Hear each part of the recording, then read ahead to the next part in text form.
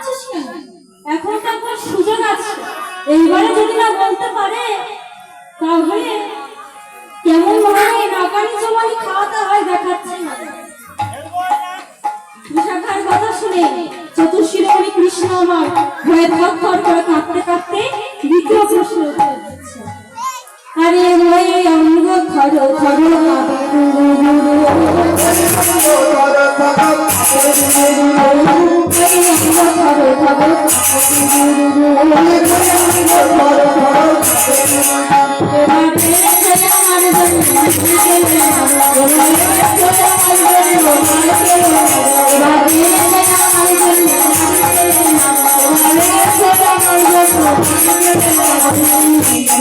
খাবো গো খাবো গো খাবো গো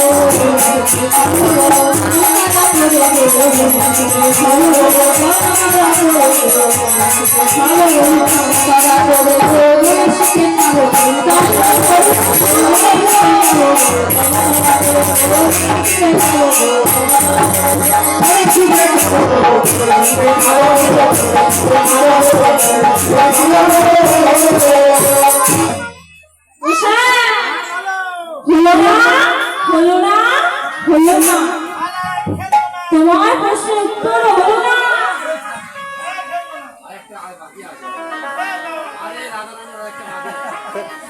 শিবারে তোমার হার হয়েছে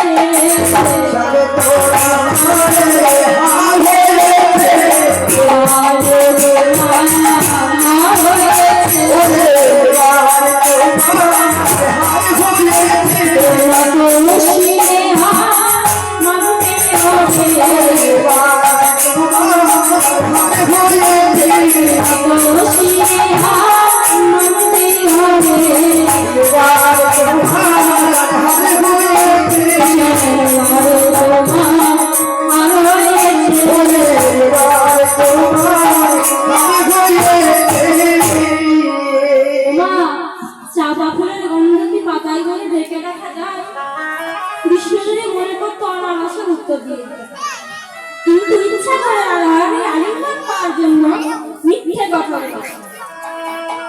সখীরা বলছে হেরে গেছে অস্বীকার করো না, না বলছি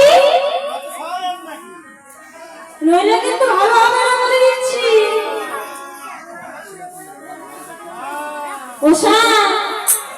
তুমি এই মনের মধ্যে একা আর আমরা দুজন সখী, ব্যাপারটা কি হবে একবার ভেবে দেখেছো তো?